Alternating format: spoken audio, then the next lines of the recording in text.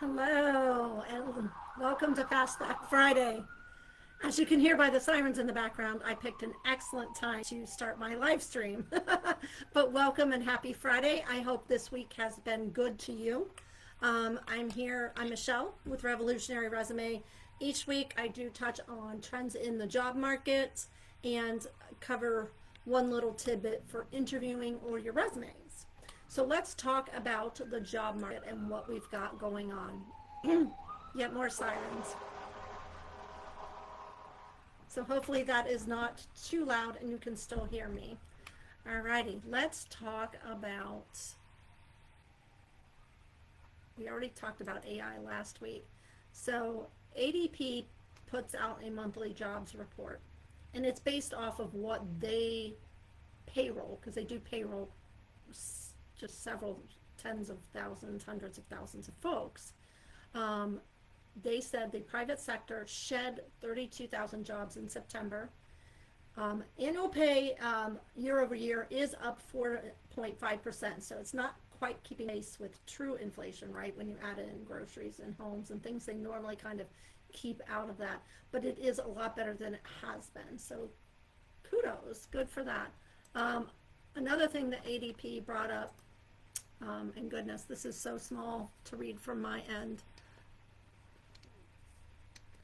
Can you hear me? So with some of the benchmarking that you can see and some of the employment data revised from September, and we've actually lost jobs. I'm sorry, revised for year over year from August, and it is in the negative.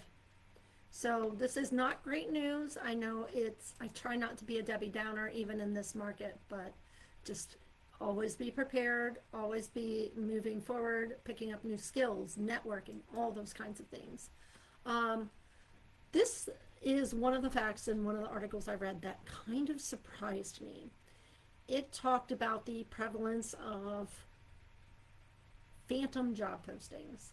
It's pretty self-explanatory, but what that is, but in case you don't get it, it is jobs that are posted that no one has any intention of hiring for. So let's talk about what that looks like. If you notice, that second number is how many HR people have admitted to not planning on hiring for the jobs they're posting for. And to have it be over 80% is quite shocking. Is quite shocking. So just, it's a numbers game. At some point you just have to kind of put yourself out there constantly, and remember, when you're not getting responses or you're getting a very low response rate, the average response rate is 3%. So if you're getting 3 answers for every 100 you put out there, you're right at average. If you're getting a little less, maybe take a look at your resume. If you don't want to pay someone like me to do that, have your friends look at it, see what feedback you get, especially if you have HR friends or recruiting friends in your network. That would be great. So that is something to keep in mind. Bureau of Labor and Statistics, due to the shutdown, they did not put out their monthly report for September. So there are some facts we do know, that jobs that they're saying 22,000 jobs were created. Now, if you remember, I've discussed before what stats that Bureau of Labor and Statistics uses, and they do include government roles, whereas ADP just is based on private payroll, the private sector. So they're saying that overall, private sector and government combined, there were 22,000 jobs added during the month of September.